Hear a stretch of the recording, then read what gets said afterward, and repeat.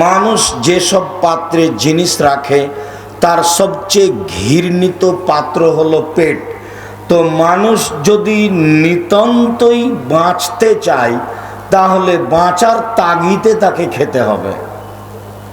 যেহেতু খেয়ে বাঁচতে হবে, কাজেই 3 ভাগে খেতে হবে। 3 ভাগে খেতে হবে কথাটি রাসূলের আদর্শ। তিনি বলেন 3 ভাগের 1 ভাগ খাদ্য, 3 ভাগের 1 ভাগ পানি, 3 ভাগের 1 ভাগ শ্বাস প্রশ্বাস। পানি পান করা বেশি হলেও শ্বাসের ক্ষতি হবে, তখন শরীরে রোগ ব্যাধি দেখা দিবে। খাদ্য বেশি হলে বদহজম হবে। পানি যে ভিতরে শরীরে তৈরি হয় তা তাকে সামলাতে পারবে না, তখন এমনিতেই বদহজম হয়ে যাবে। এই কথা আল্লাহ বলেন, এই কথা নবী বলেন। এরপরেও আমি আপনি সংশোধন হতে পারলাম না। আসার পর থেকে দেখি শুধু খালি খেয়েই বেড়াচ্ছে। এইটা স্বভাব কেমন? একটা কথা বলি, খাসলাত, অভ্যাস।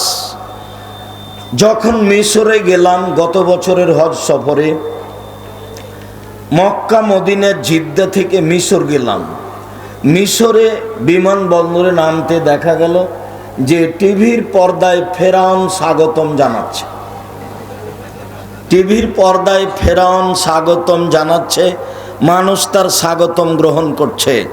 আমি বললাম মুসলিম দেশ, তবুও ফেরাউনের আদর্শ তারা ছেড়ে দিতে পারেনি। যাক, মূল কথা হলো এই, আব্দুর রহিম একদা ফিলিস্তিনিদের গাজাবাসীদের সাহায্যের একটা সময় নির্ধারণ করলো। একটা বাড়িতে হোটেল ভাড়া নিয়ে বা কোনো বাসা ভাড়া নিয়ে।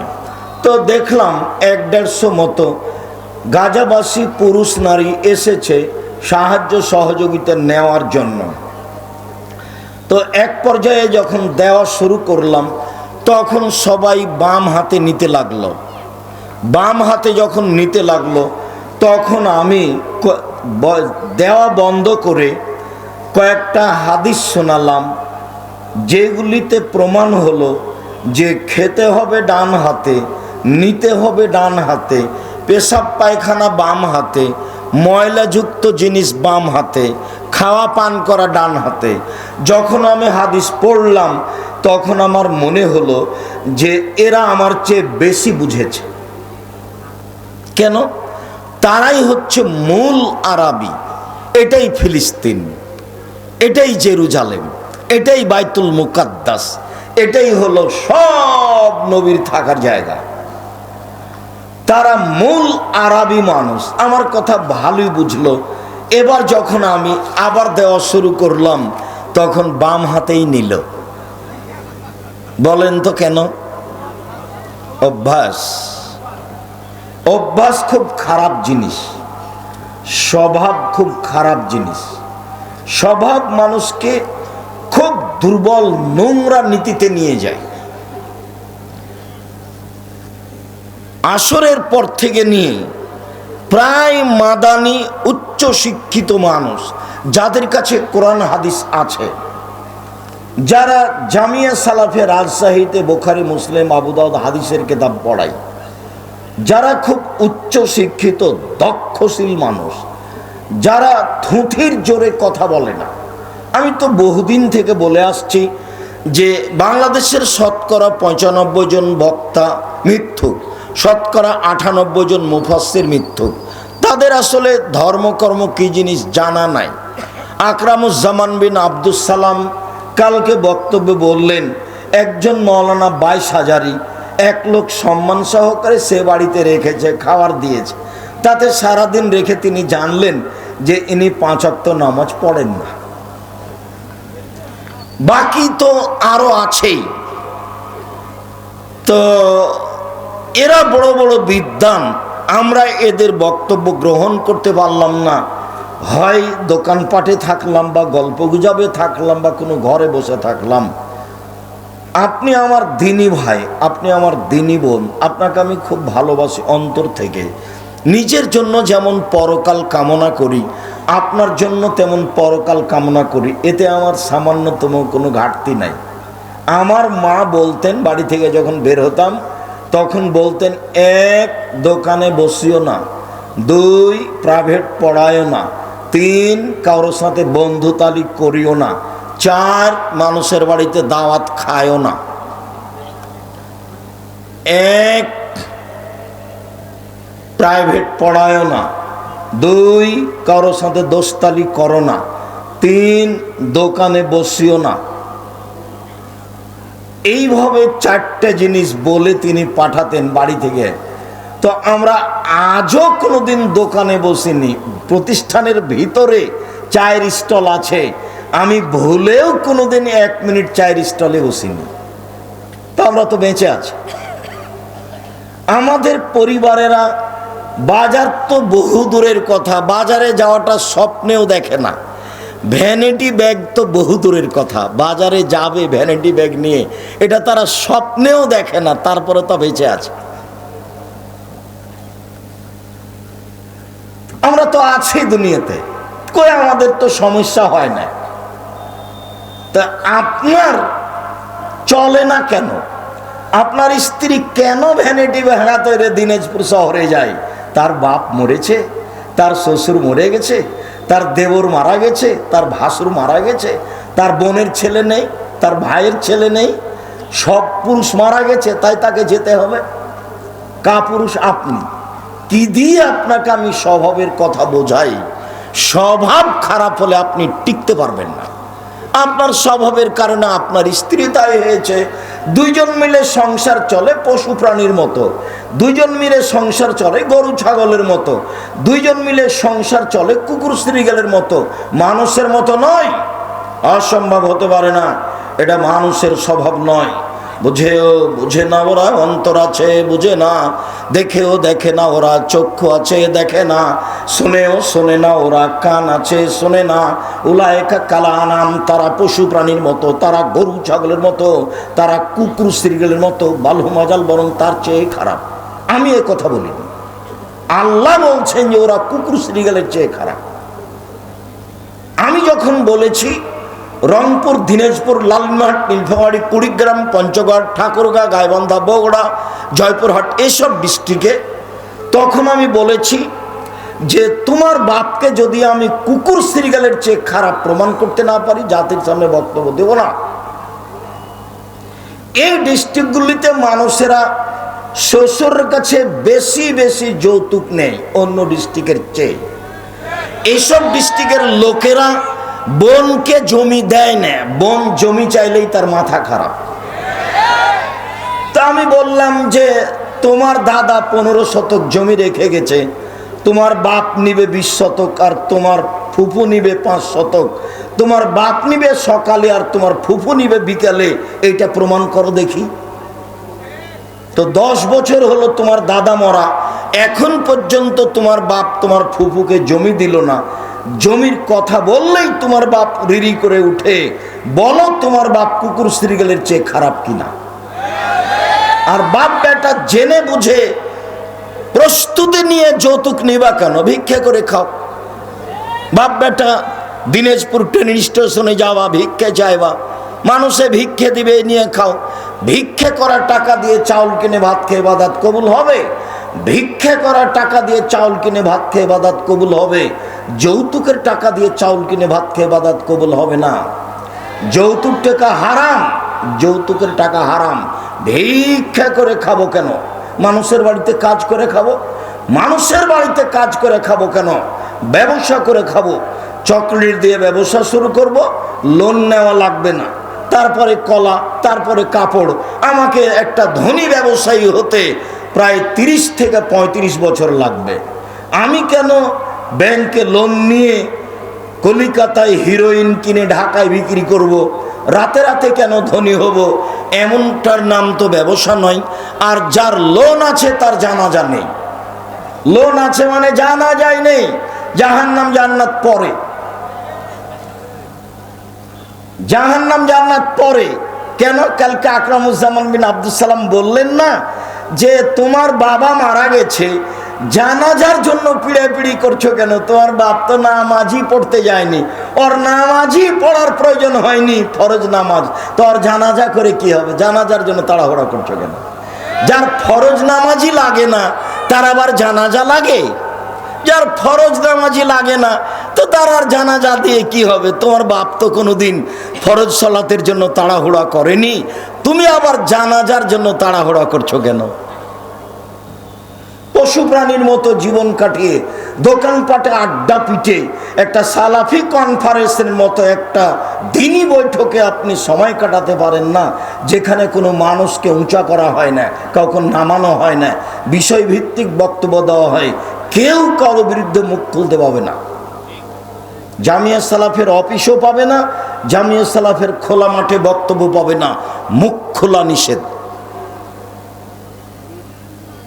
কেন আপনাকে বললাম না, না জুমার খুতবায় বললাম না, কালকে বললাম যে আব্দুল্লাহর বক্তব্য নিয়ে একবার আলেম ওলামা কিছু বলা বলি করছিল, তা আপনারা জানেন। তখন আব্দুল্লাহ তার আম্মাকে বলছে, আম্মা এই সময় কি করা যায়, মানুষ তো না বুঝে অনেক কিছু বলছে। তখন তার আম্মা তাকে বলছে, আব্বু হাতটা আগে, আঙ্গুলটা আগে কোথায় লাগালেন? মুখের উপরে। তারপরে বলছেন, শুনে রেখো, তোমাকে মানুষ করেছি সামনের দিকে আগানোর জন্য, পিছন দিকে দেখতে পাবা না, পিছনের দিকে দেখা নিষেধ। কে কি বলেছে, কে কি করেছে, এই পাতা তোমাদের জন্য পড়া নিষেধ, পিছনে দেখতে পাবা না। এটা তার মা বলল, ছেলে চুপ হয়ে চলে গেল। কে কি বলেছে এই কথা নেই, পিছনে দেখাই নিষেধ, পিছনে দেখতেই পাবা না, সামনে। বাস আমরা তো আছি। কেন আপনাকে দোকানে বসে আড্ডা পিটা লাগে? কেন আপনাকে চায়ের স্টলে বসে সময় কাটানো লাগে? কেন আপনাকে চায়ের স্টলে বসে চা খাওয়া লাগে? কেন আপনি আসরের পর থেকে 1000 বার 5 বার 10 বার চা খেতে যান, গল্প করতে যান, হেঁটে বেড়াতে যান? কেন যাবে? কেন এমন স্বভাব হবে? এটা হলো সালাফি কনফারেন্স। আপনাকে আমি অনেক ভালোবাসি, আপনার জন্যই এত খরচ, আপনার জন্য এ ব্যবস্থাপনা, আপনার জন্য এ প্রতিষ্ঠান। আপনাকে একটু বুঝতে হবে, বিবেচনা আর একজনের হাতে তুলে দেওয়া যায় না, বিবেচনা নিজের হাতে আছে, অন্যের হাতে বিবেচনা তুলে দিয়ে সফল হওয়া যায় না। ইবাদতের জগতে সবচেয়ে গুরুত্বপূর্ণ ইবাদত হলো সিয়াম, রোজা। ইবাদতের জগতে সবচেয়ে দামি ইবাদত হলো সিয়াম। সিয়াম শব্দের আবিধানিক অর্থ হলো বিরত থাকা। শরীয়তের পরিভাষায় ফজরের আজান থেকে নিয়ে সূর্য ডুবা পর্যন্ত খাওয়া, পান করা, স্ত্রী মিলন, যাবতীয় অপছন্দ কথা ও কর্ম থেকে বিরত থাকার নাম সিয়াম। ছোট ব্লাউজ পরে পেট পিট দেখিয়ে সিয়াম থাকা যায় না, তখনও রোজা আছে। রোজা মানে উপবাস থাকা। মিথ্যে কথা বলে ব্যবসা করে রোজা থাকা যায়, সিয়াম থাকা যায় না।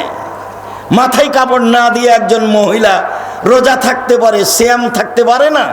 কপালে টিপ দিয়ে, নখগুলো বড় করে, নখে নেল পালিশ দিয়ে একটা মেয়ে রোজা থাকতে পারে, সিয়াম থাকতে পারে না। সিয়াম মানে বিরত থাকা, যাবতীয় অপছন্দ কথা ও কর্ম থেকে বিরত থাকার নাম সিয়াম। যখন নাজায়েজ কাজ থাকলো তার ভিতরে, তখন যদি না খেয়ে থাকে তার নাম হলো রোজা, মানে উপবাস থাকা। ও এখন রোজা আছে, ও সিয়াম নেই। আবারও বলি, সিয়াম মানে বিরত থাকা। শরীয়তের পরিভাষায় ফজরের আজান থেকে নিয়ে সূর্য ডুবা পর্যন্ত খাওয়া, পান করা, স্ত্রী মিলন, যাবতীয় অপছন্দ কথা ও কর্ম থেকে বিরত থাকার নাম সিয়াম। ইবাদতের জগতে সবচেয়ে দামি ইবাদত হলো সিয়াম, যার বিনিময় নেকি নয়। সিয়াম আদায় করে নেকি হয় না, রোজা থেকে সিয়াম থেকে নেকি হয় না। কি হয়? জান্নাত হয়, বিনিময় জান্নাত। এক অবাক ইবাদত। আল্লাহ তাআলা বলেন, কুতিবা আলাইকুমুস সিয়াম কামা কুতিবা আলাল্লাযীনা মিন কাবলিকুম লাআল্লাকুম তাত্তাকুন। পৃথিবীর মানুষ, তোমাদের উপরে সিয়াম ফরজ করা হয়েছে, যেমনভাবে পূর্বের মানুষের প্রতি সিয়াম ফরজ করা হয়েছিল। সিয়াম এমন একটি ইবাদত যা দিয়ে পরহেজগার হওয়া যায়, তাকওয়াশীল হওয়া যায়, আল্লাহকে চেনা যায়, বোঝা যায়। চলেন নফল সিয়াম, সিয়াম কি জিনিস আগে বুঝি। আবু সাঈদ খুদরি রাদিয়াল্লাহু তাআলা আনহু বলেন, রাসূল সাল্লাল্লাহু আলাইহি ওয়াসাল্লাম বলেছেন, মান সামা ইয়ামান ফি সাবিলিল্লাহ বাদাল্লাহু আজহানিন নারি সাবিনা খরিফা। কেউ যদি আল্লাহকে সন্তুষ্ট করার জন্য একদিন সিয়াম থাকে, তাহলে তো একজন মুসাল্লি বলছেন মিরপুর 12-তে, আচ্ছা ভাইজান, একটা মেয়ে হলে কি এটা হবে না? তাই আমি বললাম, কি বলি আপনাকে, মানুষকে যে কোন ভূতে ধরলো, মানুষ কেন বুঝলো যে একটা ছেলে একটা মেয়ে হলে যথেষ্ট? একটা ছেলে মেয়ে যদি হয় দুইটে, ইহকালে লস, পরকালেও লস, ইহকালে লস, পরকালেও লস। ইহকালে টাকা পয়সা কম হবে, পরকালে তো যদি 10টা ছেলে মেয়ে হয় তাহলে 2-1টা ছোটকালে মারা যাবে, তখন তার বাপ মা জান্নাতে চলেই গেছে। একটাই ছেলে বা একটাই মেয়ে, কয়টা মরে আর কয়টা থাকে বলেন তো? দুনিয়ার বদের গোড়া। তো এখন ছেলে 5টা, কেউ থাকে চট্টগ্রামে, কেউ থাকে ঢাকায়, কেউ বাইরে থাকে। প্রত্যেক দিন সকাল 10টার দিকে রিং করে, আম্মা আপনি ঢাকায় চলে আসেন। চট্টগ্রামের বলে, আম্মা আপনি চট্টগ্রামে চলে আসেন। যে দিনাজপুরে আর বলছে, না না না না, আম্মা এখান থেকে কোথাও যেতে পাবে না। কি বলো তুমি? তোমার কাছে আম্মা সব সময় থাকবে, আমার কাছে আসবে না? দেখেন মা কত প্রিয়। আর একটা ছেলে কথাই শোনে না, বলছে মাকে বের করে দিও, তুই বের হয়ে যা, দেখি তুই সবচেয়ে বড় খারাপ।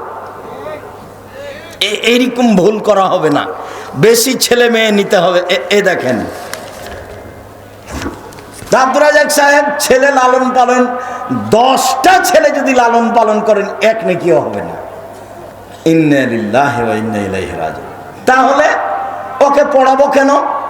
জন্ম দিয়েছেন এই জন্য, কি করার আছে? জন্মের পরপরই তাহানিক করতে হবে। তাহানিক খেজুর একটু মুখে দিয়ে চিবিয়ে একটু পানির মতো করে দিয়ে বাচ্চার মুখে জিভার ওপর দিয়ে দিতে হবে। চাচির কাছে করে নেন যে পরহেজগার, চাচার কাছে করে যান যাকে পরহেজগার মনে করেন, আলেম ওলামার কাছে করে নেন। 7 দিনের দিনে আকিকা দিতে হবে, দিতেই হবে। চাঁপাই নবাবগঞ্জের ভাষাতে আপনি তো দিবেন, আপনার বাপকে দিতে হবে, ধার কর্জ করে দিতে হবে, ভিক্ষে করে দিতে হবে। 7 দিনের দিনই দিতে হবে। 14 দিনে চলে না, 21 দিনে চলে না, জীবনে একদিন চলে না। আমি আব্দুর রাজ্জাক বিন ইউসুফ 90 সাল থেকে কোনো দিন বলিনি যে 14 দিনে চলবে, 21 দিনে চলবে, কোনো দিন বলিনি। কানা হোক, ন্যাংড়া হোক, টেরা হোক, ভাঙা হোক, কান থাক না থাক, 10 টাকা দাম হোক, 10,000 টাকা দাম হোক, ছেলের জন্য 2টে আর মেয়ের জন্য 1টা, বাস যা হবে হোক। এ তো কুরবানি নয়, এ দিয়ে জান্নাত নয়। জান্নাতের মাধ্যম তো হলো কুরবানি। যেসবগুলো জান্নাতের বড় বড় মাধ্যম আছে, তার একটা মাধ্যম হলো কুরবানি। কুরবানি মানে চোখ দেখো ঝকঝক কি না, কুরবানি মানে কান দেখো সুন্দর কি না, কুরবানি মানে পা দেখো ঠিক আছে কি না, কুরবানি মানে লেজ দেখো সুন্দর ঝকঝকে ঠিক আছে কি না, কুরবানি মানে পায়ের খুরটা দেখো কেমন আছে, কুরবানি মানে মোটা তাজা দেখো, বেশ রুচিসম্মত হতে হবে, বিনিময়ে জান্নাত। কুরবানি মানে দাঁত আছে কিনা দেখো, দাঁত নেই, দাঁত হয়নি, দাঁত এখনো উঠেনি, চলবে না। চোখ কানা চলবে না, শিং ভাঙা চলবে না, খুর ভাঙা চলবে না, লেজ ভাঙা চলবে না, হালকা পাতলা চলবে না, সুন্দর ঝকঝকে হতে হবে, বিনিময়ে জান্নাত। 7 ভাগে কেন? মাথা খারাপ হয়েছে, 7 ভাগে যাবেন? কলিজা নিয়ে গন্ডগোল বাঁধবে, কার টাকা হালাল কার টাকা হারাম কেউ জানে না। ভূতে ধরেছে, চাঁপাইনবাবগঞ্জের ভাষাতে ভূতে ধরেছে। এখন হুজুর বলেছেন, কে বলেছে চলবে না? একবার দিয়েছে হুঙ্কার হুজুর। তখন এরা বলছে যাক যখন চলবে গোস্ত খাওয়া হবে, দেন গোস্তই খান। আমি বলিনি কোনোদিন, আমি বলেছি টাকা আছে রাজস্থান থেকে উট নিয়ে আসেন, টাকা কম আছে গরু কিনেন, টাকা কম আছে খাসি কিনেন, টাকা কম আছে ছাগি কিনেন, টাকা কম আছে ভেড়া ভেড়ি কিনেন। একটা করেন একটা পরিবারের জন্য, অনেক নাকি একটা করবেন কেন, 10টা করেন। গ্রামের লোক খাবে, এ তো নেকির মাধ্যম। তার মানে পিতা জিম্মেদারি পালন করবে। সপ্তম দিনে মাথা নেড়ে করতে হবে, সপ্তম দিনে খাসি জবে করতে হবে, সপ্তম দিনে নাম রাখতে হবে, সপ্তম দিনে মাথা নেড়ে করে ওই চুল সম পরিমাণ রূপা সমমূল্য টাকা দান করতে হবে। সব সপ্তম দিনে করতে হবে। তার নাম বাপ। তো জান্নাত বলে 3 মেয়ে, যে 2 মেয়ে যদি হয় তাহলে নবীর সাথে থাকতে পাওয়া যাবে। বিশাল ব্যাপার। এদিকে দেখেন, এদিকে এতিম লালন পালন করে নবীর সাথে থাকা যায়, তবে এরকম 2টা মেয়ে লালন পালন করলে নবীর সাথে জান্নাতে থাকা যায়। দিনী বোনেরা দেখতে পাচ্ছেন আপনারা আল্লাহর কত বড় নিয়ামত। ঢং ঢং করে বাজারে চলে যাচ্ছেন। হুঁশ বুদ্ধি আছে কিছু? হ্যাঁ, বাপ নাই, ওই তোমার আব্বাকে তুমি বলবে সৎ বাবা, বলবে সৎ বাবা, নাহলে বলবে চাচা। মাকে খালা বলে ডাকবা। কই, তোমার মা তো তোমার উপরে কঠোরতা করলো না। কি দেখাতে চাচ্ছ আমাকে?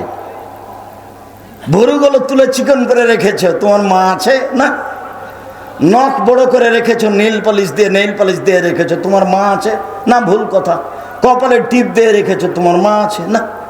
এই যে ফ্যাশন বোরকা পরে এসেছো, বসে আছো, দেবরের সাথে এসেছো, মা আছে না?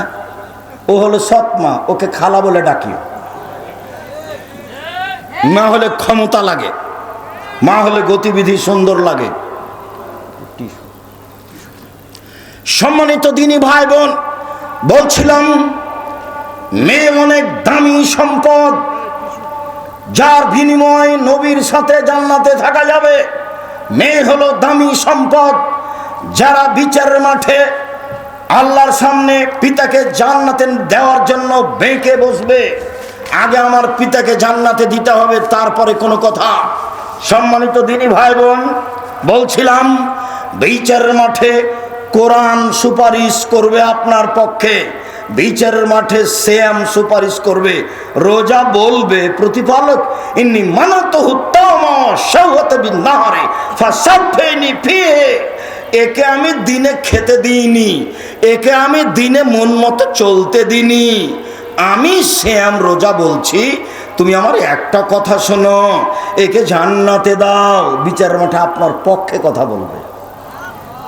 1 শ্যাম কথা বলবে, 2 কোরআন কথা বলবে, 3 আঙ্গুলে যে আঙ্গুলে তাসবি গণনা করা হয় সে আঙ্গুল কথা বলবে। ভুলেও কোনোদিন তাসবি দানায় তাসবি গণনা করবেন না। আঙ্গুল কথা বলবে, তাসবি দানা কথা বলবে না। বরং রাসূলকে অপমান করা হয়। 1000 দানার তাসবি টিপে জান্নাত পাওয়া যাবে না, এমন মানুষকে আল্লাহর নবী হত্যা করতে বলেছেন। হাদিস বুখারী মুসলিম। আঙ্গুলে তাসবি গণনা করেন, আঙ্গুল বিচারের মাঠে আপনার পক্ষে কথা বলবে। আর একটা কালো পাথর, হজ যদি আল্লাহ কবুল করেন তাহলে কালো পাথর আপনার পক্ষে বিচারের মাঠে কথা বলবে, শ্যাম কথা বলবে। আবু হুরায়রা রাদিয়াল্লাহু তাআলা আনহু বলেন, রাসূল সাল্লাল্লাহু আলাইহি সাল্লাম বলেছেন, কুল্লু আমাল ইবনে আদম ইজাফুল হাসানাতু বিআশরি আমসালিহা ইলা 700 জিফ, আদম সন্তানের সব নেকি বাড়ানো হবে 1 থেকে 10, 10 থেকে 700, 700 থেকে আরো আরো আরো অনেক বিশাল পালা করে দেওয়া হবে আদম সন্তানের সব নেকি, ইল্লা সাম, তবে শ্যাম।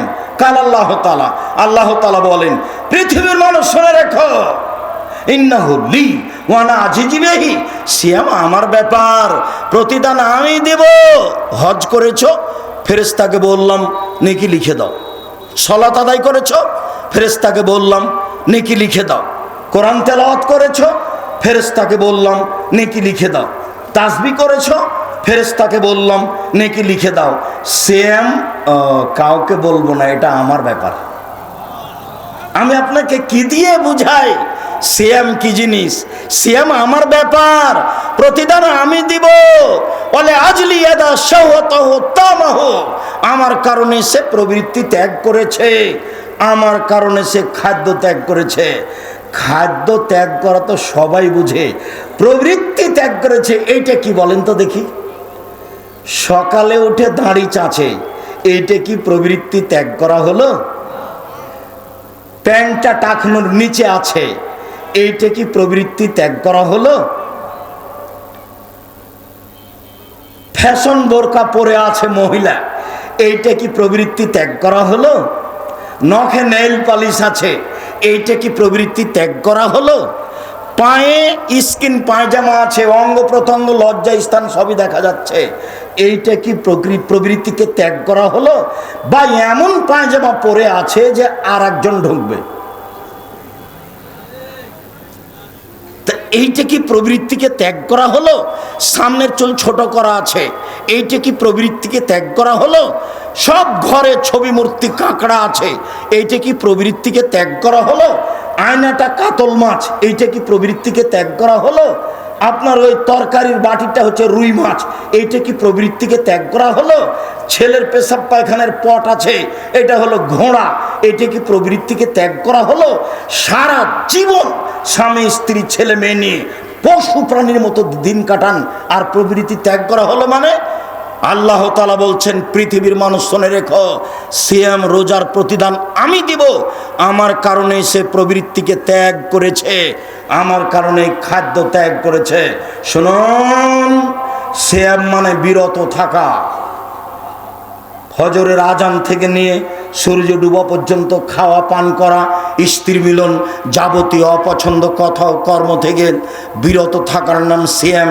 যার বিনিময় আল্লাহ দিবেন, যার বিনিময় হচ্ছে জান্নাত, যার বিনিময় 2-4-500 নেকি নয়, ওহুদ পাহাড়ের সমান নেকি নয়, নিষ্পাপ হয়ে যাওয়া নয়, বিনিময় সরাসরি জান্নাত। চলেন যাই আশুরার সিয়াম। আবু হুরায়রা রাদিয়াল্লাহু তাআলা আনহু বলেন, আফজালুস সিয়াম বাদা রমাজান শাহরুল্লাহিল মুহররম। নফল সিয়াম হিসাবে রমাজানের পরে সবচেয়ে দামি সিয়াম হচ্ছে মুহররমের সিয়াম। হাফসা রাদিয়াল্লাহু তাআলা আনহা বলেন, আল্লাহর নবী 4টা জিনিস কখনো ছাড়তেন না। এক, সময়ামে আশুরা মুহররমের সিয়াম। 2, অল আশরা জিলহিজ্জা, জুলহিজ্জার 1 থেকে 9 পর্যন্ত সিয়াম। 3, সময়ামে আরাফা, আরাফার দিনের সিয়াম। 4, ফজরের 2 রাকাত সুন্নাত। এই 4টা জিনিস আল্লাহর নবী কখনো ছাড়তেন না। তার একটি হচ্ছে আশুরার সিয়াম, মুহররমের সিয়াম। আব্দুল্লাহ ইবনে আব্বাস রাদিয়াল্লাহু তাআলা আনহু বলেন, আল্লাহর নবী মুহররমের 10 তারিখে সিয়াম থাকলেন।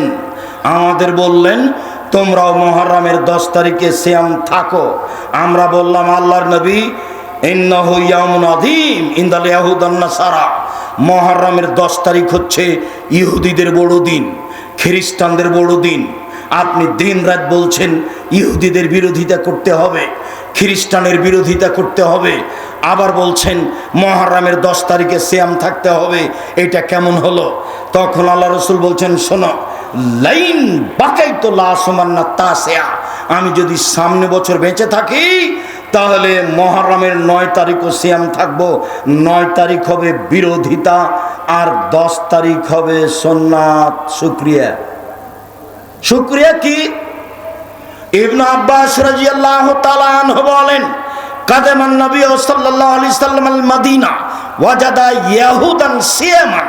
তিনি মক্কা থেকে মদিনে আসলেন, দেখলেন মদিনার ইহুদিরা মুহররমের 10 তারিখে সিয়াম থাকে। আল্লাহর নবী বলেন, মা হাযা সিয়ামাল্লাযিনা তাসুমুনাহু, এই মদিনার ইহুদিরা, তোমরা মুহররমের 10 তারিখে সিয়াম থাকো কেন? তখন ইহুদিরা বলল, আরে অবাক কথা, ইন্নাহু ইয়াউমুন আযীম, এটা তো বিরাট দিন। আনজাল্লাহু তাআলা ফীহি মূসা কওমাহু, আল্লাহ এই দিনে মূসা এবং তার সম্প্রদায়কে বাঁচিয়ে দিয়েছেন। ওয়া গাররাকা ফিরআউন কওমাহু, এই দিনে ফিরআউন এবং তার সদল বলকে আল্লাহ পানিতে ডুবিয়ে দিয়েছেন। ফাসামা মূসা শুকরান, এই দিনে মূসা শুকরিয়ার সিয়াম রেখেছিলেন। আল্লাহ এত বড় বিপদ থেকে বাঁচালে আমি কি শুকরিয়া আদায় করি, যাক আমি এটা সিয়াম থাকলাম। আমাদের নবী বলছেন, ইহুদিরা শোনো, নাহনু আহাক্কু আওলা বে মূসা মিনকুম। মূসা যে শুকরিয়া আদায় করতেন, ওই শুকরিয়া আদায় করার ব্যাপারে আমরাই বেশি হকদার, বেশি হক রাখি। মানে মুহররমের 10 তারিখে সিয়াম থাকতে হবে, বিরোধিতা করার জন্য 9 তারিখও সিয়াম থাকতে হবে। আবু হুরায়রা রাদিয়াল্লাহু তাআলা আনহু বলেন, আল্লাহর নবী বলেছেন, সিয়ামে আশুরা আহাতাসবু আলাল্লাহি আইয়ুকাফিরা সানাতাল্লাতী কাবলাহু, কেউ যদি মুহররমের 2 দিন সিয়াম থাকে বিগত 1 বছরের পাপ ক্ষমা হবে। আরাফার সিয়াম। আবু হুরায়রা রাদিয়াল্লাহু তাআলা আনহু বলেন, রাসূল সাল্লাল্লাহু আলাইহি ওয়াসাল্লাম বলেছেন, সিয়ামে আরাফা আহতাসিবু আলাল্লাহি আইয়ুকাফিরা সানাতাল্লাতী কাবলাহু ওয়া সানাতাল্লাতী বাদাহু, একদিন সিয়াম থাকলে আগে পরে 2 বছরের পাপ ক্ষমা হবে। আরাফার দিন সিয়াম, প্রতি মাসে 3 দিন সিয়াম। আবু হুরায়রা রাদিয়াল্লাহু তাআলা আনহু বলেন, রাসূল সাল্লাল্লাহু আলাইহি সাল্লাম বলেছেন, রমাজানে রমাজান ওয়া সালাসুন মিন কুল্লি শাহরিন কাসিয়ামি দাহরে কুল্লিহি, কেউ যদি 2 রমাজান সিয়াম থাকে আর প্রতি মাসে 3 দিন সিয়াম থাকে তাহলে সে সারা বছর সিয়াম পালনের নেকি পেল। তাহলে সে সারা বছর সিয়াম পালনের নেকি পেল। চলেন শাওয়াল। আবু আইয়ুব আনসারী রাদিয়াল্লাহু তাআলা আনহু বলেন, রাসূল সাল্লাল্লাহু আলাইহি ওয়াসাল্লাম বলেছেন, মান সামা রমাজানা সুম্মা আতবাহু সিত্তান মিন শাওয়াল, কেউ যদি রমাজানের সিয়াম থাকে তারপরে 6 দিন সিয়াম থাকে শাওয়ালের, তাহলে সে সারা বছর সিয়াম পালনের নেকি পাবে। প্রতি মাসে 3 দিন, শাওয়ালের 6 দিন, প্রতি মাসে 3 দিন, শাওয়ালের 6 দিন, প্রতি মাসে 3 দিন, শাওয়ালের 6 দিন, সারা বছর সিয়াম পালনের নেকি পাবে। ওই যে চাঁপাইনবাবগঞ্জ বলেছে মহিলা বৈঠকে, বুবু হায়েজের কারণে যেটা রোজা ছুটে গেছে বুবু, সেইটা পরে করিও, সেইটা আগে করে নাও। কেন? সেটা হলো ফরজ, আর শাওয়ালের এটা হলো নফল, এইটা পরে করিও, হায়েজেরটা আগে করে নাও। আল্লাহর নবী বলছেন আয়েশাকে, আয়েশা বলছেন, আমি আমার হায়েজের কারণে ছুটে যাওয়া সিয়াম থাকতাম 11 মাস পরের সাবানে, আর বুবু বলছে যে বুবু আগে হায়েজেরটা করো। হায়েজের কারণে যেটা মহিলার ছুটে গেছে সেটার জন্য সময় হলো মরা পর্যন্ত, যেদিন পারবে করবে। শাওয়ালের 6টাই করবে, ধারাবাহিক করবে, এটাই ঠিক। ছেড়ে ছেড়ে করতে হবে এটাও মিথ্যা, এটা করা যাবে না, আগে ফরজ করতে হবে, এটা কথা মিথ্যা। উপস্থিত দিনী বোন, আপনাকে বিষয়ে সতর্ক করতে চাচ্ছি, যন্ত্রের মাধ্যমে অনলাইনে পৃথিবীর যে কোনো প্রান্ত থেকে যারা আছেন তাদেরকে আমরা অনুরোধ জানাচ্ছি, সময়ের গতিতে যারা অবগত হবেন তাদেরকে অনুরোধ জানাচ্ছি, দিনী বোন আপনাকে বলছি, শাওয়ালের 6টা সিয়াম আগে রাখুন, ঋতুরগুলো পরে হবে। শাওয়ালের 6টা আগে রাখুন, ঋতুরগুলো পরে হবে। চলেন এবার বৃহস্পতিবার সোমবার সিয়াম। আয়েশা রাদিয়াল্লাহু তাআলা আনহা বলেন, কানান নবী সাল্লাল্লাহু আলাইহি ওয়াসাল্লাম ইয়াসুমু ইয়াউমাল ইসনাইন আল খামিস, আল্লাহর নবী বৃহস্পতিবার সোমবার সিয়াম থাকতেন, সোমবার সিয়াম থাকতেন, বৃহস্পতিবার সিয়াম থাকতেন। আবু হুরায়রা রাদিয়াল্লাহু তাআলা আনহু বলেন, আল্লাহর নবী বলেছেন, ইউরাজুল আমালু ইলাল্লাহি ইয়াউমাল ইসনাইন আল খামিস, বৃহস্পতিবার সোমবার মানুষের পাপ নেকি রিপোর্ট পেশ করা হয়। ওয়ানা উহিব্ব, আমি ভালোবাসি, ওয়ানা উহিব্ব, আমি মুহাম্মদ সাল্লাল্লাহু আলাইহি ওয়াসাল্লাম ভালোবাসি, ওয়া ইউরাজু আমালি ওয়ানা সায়েম, আমার পাপ নেকি পেশ করার সময়তে আমি সিয়াম অবস্থায় থাকি না। দেখো আমার রিপোর্টটা দেখো, এই যে দেখো সিয়াম অবস্থায়, দেখো আল্লাহ রাসূলের রিপোর্টটা সিয়াম অবস্থায় পেশ করবেন, যার কারণে জীবন বাজি রেখে চেষ্টা করতেন বৃহস্পতিবার এবং সোমবার সিয়াম থাকার জন্য। চলেন এবার শাবান। আয়েশা রাদিয়াল্লাহু তাআলা আনহা বলেন, কানান নবী সাল্লাল্লাহু আলাইহি ওয়াসাল্লাম ইয়াসুমু শাবানা কুল্লাহু, আল্লাহর নবী প্রায় পুরো শাবান সিয়াম থাকতেন। উম্মু সালমা রাদিয়াল্লাহু তাআলা আনহা বলেন, লা ইয়াসুমু শাহরাইন মুতাতাবিআইন ইল্লা শাবান ও রমাজান, আল্লাহর নবী পরস্পর 2 মাস সিয়াম থাকতেন না, তবে শাবান, তবে রমাজান, তবে শাবান, তবে রমাজান, তিনি পরস্পর 2 মাস সিয়াম থাকতেন রিপোর্ট ধরার জন্য। এবার চলেন শাবান মাসে কেন বেশি সিয়াম থাকবো। ওসামা ইবনে জায়েদ বলছেন, আমি বললাম আল্লাহর নবী, লা মারাকা তাসুমু মিন শাহরি মিন শুহুরি মা তাসুমু মিন শাবান, আপনাকে শাবান মাসে যত সিয়াম পালন করতে দেখি অন্য মাসে তো দেখি না, এইটা কেন আল্লাহর নবী? একটু জিজ্ঞাসাটা বুঝেন তো। এই ছেলে বসো, একটু জিজ্ঞাসাটা বুঝেন তো দিনী ভাই বোন। আচ্ছা আল্লাহর নবী, আপনি শাবান মাসে বেশি বেশি সিয়াম থাকেন কেন? এটা জিজ্ঞাসা মনে থাকবে না? তখন আল্লাহ রসুল বলছেন, আরে শোনো, শাবান একটা মাস রজব ও রমজানের মাঝে, শাবান একটা মাস রজব ও রমজানের মাঝে, শাবান একটি মাস রজব ও রমজানের মাঝে এক ফুলুন্নাসান হ, মানুষ তাতে বেখিয়াল থাকে। ইউরাজুল আমাল ইলা রাব্বিল আলামিন ওয়া না উহিব্বা ইউরাজু আমালি ওয়া না সাইম, বাৎসরিক রিপোর্ট পেশ করা হয় শাবান মাসে। আমার মন চায় আমার রিপোর্টটা আল্লাহ সিয়াম অবস্থায় দেখুক, বাৎসরিক রিপোর্ট এই নাও সিয়াম অবস্থায় দেখো। আমার মন চায় আমার রিপোর্টটা আমি আল্লাহর কাছে পেশ করি সিয়াম অবস্থায়। তো নবীর জানা ছিল না সেই দিন কোন দিন, যার কারণে তিনি বেশি বেশি সিয়াম থাকতেন। রিপোর্ট, খালি রিপোর্ট, খালি রিপোর্ট, আজ কাল পরের দিন পরের দিন পরের দিন, একবারে প্রায় শাবান 20-25 পর্যন্ত। তবে রমজানের সাথে মিলাতেন না, খালি রিপোর্ট ধরার জন্য। কিভাবে কিভাবে ভারত বাংলাদেশ পাকিস্তানের আলেম ওলামা জেনে নিলেন সেদিন 15ই শাবান। তাই তারা কলকারখানা, অফিস আদালত, কোর্ট কাছারি, শিক্ষা প্রতিষ্ঠান সব কিছু বন্ধ করে রাতে গোসল করে আতর গোলাপ মেখে দিনে সিয়াম থাকে। একবারে নগদ ডাহা মিথ্যে। আল্লাহর নবী রিপোর্ট ধরার জন্য প্রায় 15 দিন পর্যন্ত, 20-25 দিন পর্যন্ত সিয়াম থাকতেন। চলেন এবার হিসাব দেখাই।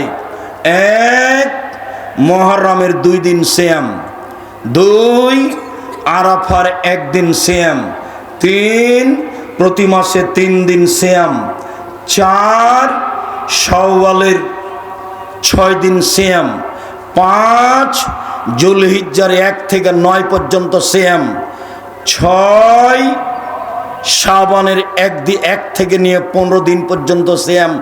এক টানা জিদ করে করতে হবে, জীবন বাজি রেখে আজকে রাতে সিয়াম ধরতে হবে। আপনাকে আমি অনুরোধ জানাচ্ছি, আপনি আমার দিনী ভাই, আপনি আমার দিনী বোন, সারাদিন না খেয়ে থাকলে কোনো সমস্যা নেই। কই আমি তো ছাত্র জীবনেও হানাফি প্রতিষ্ঠানে পড়াশোনা করতাম, কোথায় সাহারি হিসাব নিকাশ নেই, এখনও সাহারির হিসাব নিকাশ হয় না, সময় হলে রাখার চেষ্টা করি। আপনি আমার দিনী বোন, আপনি আমার দিনী ভাই, কেন আপনি সিয়াম থাকবেন না? কেন থাকবেন না?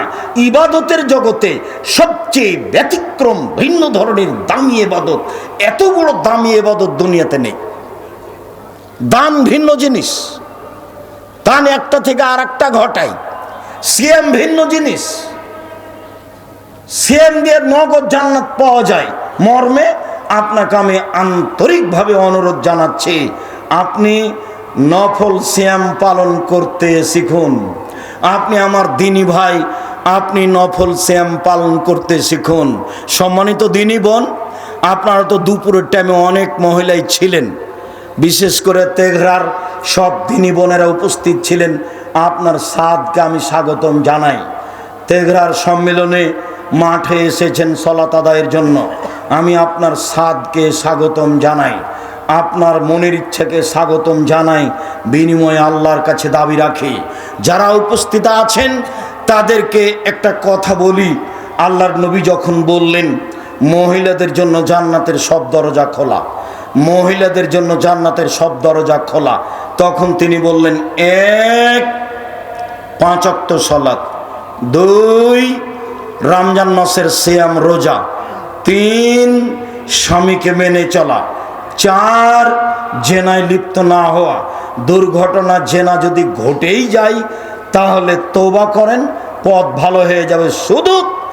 শুধু পথ ভালো নয়, আজ থেকে যদি আপনি জেনা বন্ধ করতে পারেন পৃথিবীর যে কোনো বিপদ থেকে বেঁচে যাবেন। প্রমাণে বুখারী মুসলিম। আব্দুর রাজ্জাক সাহেব একটু বুঝিয়ে বলেন তো ঘটনা কি? জেনা বন্ধ করলে যে কোনো বিপদ থেকে বেঁচে যাবে মানে? হ্যাঁ, হাদিস তো বুখারী মুসলিম। ওই যে আপনার মনে আছে, ওই যে 3 জন লোক রাস্তায় হাঁটছিল, তো এক গর্তে ঢুকলো, বৃষ্টির কারণে একটা পাথর এসে মুখে পড়লো, এবার তো বের হতে পারবে না। একজন তো বললো বাপ মাকে ভালোবাসি, সরিয়ে দাও, তা আল্লাহ বললেন দিলাম।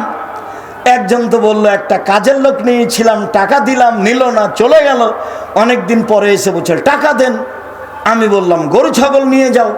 আমাকে বলছে মজাক করবেন না, একদিনের টাকা দেন। আমি বললাম মজাক করিনি, সব নিয়ে যাও, এই যে একটু সরিয়ে দাও। তো তৃতীয় জন বলছে আল্লাহর নবী, আমার চাচাতো বোনের সাথে আমি জেনা করতে চেয়েছিলাম, তো আমি গরিব মানুষ, আমার বোন মনে করেছিল আমি মনে হয় 100-200 স্বর্ণের মুদ্রা জমা করতে পারবো না। তখন আমাকে বলেছে, এই তুই যদি 200 স্বর্ণ মুদ্রা দিতে পারিস না, তাহলে আমি তোর সাথে জেনায় লিপ্ত হব।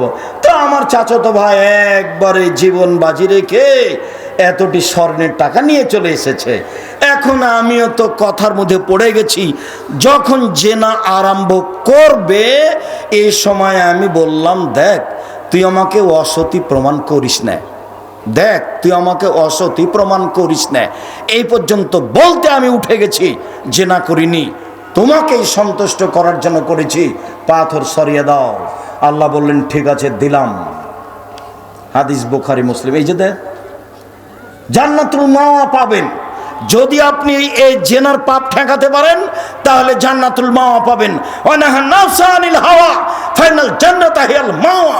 কেউ যদি প্রবৃত্তিকে ঠেকাতে পারে, জেনা থেকে নিজেকে বাঁচাতে পারে, আমি আল্লাহ তাকে জান্নাতুল মাওয়া দিয়ে দিলাম। শুধু তাই নয়, যদি আজ থেকে জেনা ঠেকাতে পারেন, তাহলে বিচারের মাঠে 7 শ্রেণীর মানুষ বিশেষ ছায়াতলে থাকবে, তার মধ্যে আপনিও। আল্লাহর নবী বলছেন 7 শ্রেণীর মানুষ বিচারের মাঠে বিশেষ ছায়াতলে থাকবে।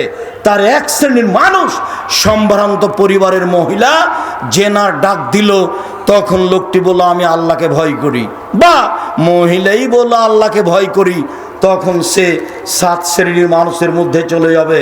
অতএব 1 5 ওয়াক্ত সালাত, 2 রমজান মাসের সিয়াম, 3 স্বামীকে মেনে চলা, 4 জেনায় লিপ্ত না হওয়া। আব্দুর রাজ্জাক সাহেব, বক্তব্য শুনতে আপনার ভালো লাগে, তো স্বামীর ব্যাপারে আপনি এত বলেন কেন? আমাদের তো কিছু বলেন না। আপনার প্রতি আমার আন্তরিকতার অভাব নাই, কিন্তু আমার কিছু করার নেই। আল্লাহ নবী এভাবেই বলেছে। দেখেন আপনি 1 মিনিট, এই ছেলে দেখো, এই মেয়ে খালেদা তুমি দাঁড়াইলে কেন, বসো।